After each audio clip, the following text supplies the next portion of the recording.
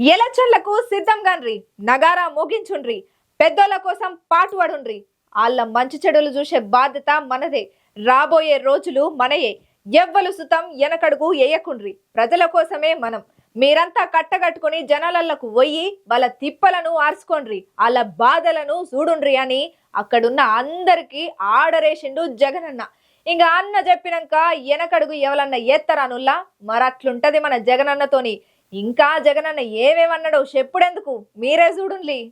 YCP ఎమ్మెల్యేలు ఎమ్మెల్సీలతోని ఆ party పెద్ద మనిషి ఏపీ మాజీ సీఎం జగనాల్ సారు గట్టిగానే సమావేశాన్ని నిర్వహించి కీలక ముచ్చట్లనే చెప్పిండు. వాళ్ళని ఉద్దేశించుకుంటా వైసీపీ ప్రధాన ప్రతిపక్ష నేత హోదా ఇచ్చే ఆలోచనల ప్రభుత్వం లేదు, అసెంబ్లీ సమావేశాలకు హాజరు మనం కావద్దని నిర్ణయం తీసుకున్నట్టుగా చెప్పుకుంటూ వచ్చిండు అక్కడ ఉన్నటువంటి ఈల లీడర్లతోని. అసెంబ్లీకి పోయినా పోకున్నా ప్రజా సమస్యల మీద పోరాటం చేయాల్సిన బాధ్యత మన మీద ఉన్నది. నేను ఇంకా 30 ఏళ్ల పాటు రాజకీయాలలోనే ఉంటా. నాతో పాటు ఉండే వాళ్ళు నా వాళ్ళు ఎవరైతే ఉన్నారో వాళ్ళు 2028 ఫిబ్రవరిలో జమిలీ ఎన్నికలు వచ్చే అవకాశం ఉన్నది. ఎన్నికలకు సిద్ధం కండి, పబ్లిక్ తోని మమేకంగా ఉండండి, అలా కట్ట సుఖాలను తెలుసుకోండి, సందు గొంతులల్లో ప్రతి ఒక్క మనిషితోని మాట్లాడాలని చెప్పుకుంటూ వచ్చిండు జగనాల్ సాడు. ఇక క్షేత్రస్థాయిలో చూసుకుంటే ప్రభుత్వం మీద వ్యతిరేకత గట్టిగానే ఉన్నది. ఇక పబ్లిక్ తోడగా ప్రజలలోనే మనం ఉంటే కంపల్సరీ మనం సక్సెస్ అవుతాం. ప్రజా సమస్యల మీద పోరాటం చేసేట్లలో వెనకడుగు వేయొద్దు.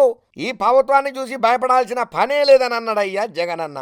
అసెంబ్లీలో వైసీపీ తప్ప ఏరే ప్రతిపక్షం లేదని చెప్పుకుంటూ వచ్చిండు. ప్రతిపక్ష హోదా ముచ్చట్లల్లో అధికార పార్టీ వైఖరిని పబ్లిక్కు తెలిసేటట్టు చెయ్యనీకనే తేటతల్లం అయ్యేటందుకే నేను అసెంబ్లీకి పోయినా అని చెప్పుకుంటా వచ్చింది. పేదలకు వైసీపీ ఇచ్చిన ఇళ్ల స్థలాలను వెనకకు తీసుకునుడు కాని పని, అది మంచి పద్ధతి కాదు. ఎక్కడైనా మీ నోటీస్ కాడికి ఇటువంటి సంఘటనలు అయినట్టు తెలిస్తే నాకు చెప్పుండ్రి. పబ్లిక్ కు భరోసా ఇయ్యుండ్రి, పబ్లిక్ ను భయపడొద్దని చెప్పి చైతన్యవంతం చెయ్యుండ్రి. ఏపీలో ప్రధాన ప్రతిపక్షం ఉండాలని చెప్పి వైఎస్ఆర్సీపీ అంటున్నది. ఇవాళ గవర్నర్ ప్రసంగాన్ని ఆ పార్టీ బైకాట్ చేసిన ముచ్చట మనందరికి ఎరికైనదే. ఇక ఇవాళ పొద్దుగాల ఏపీ అసెంబ్లీ సమావేశాలు అయితే స్టార్ట్ అయినాయి. ఇక గవర్నర్ సార్ ప్రసంగం మీద వైసీపీ సభ్యులు ఆందోళనను గట్టిగానే చేసిండ్రయ్యా.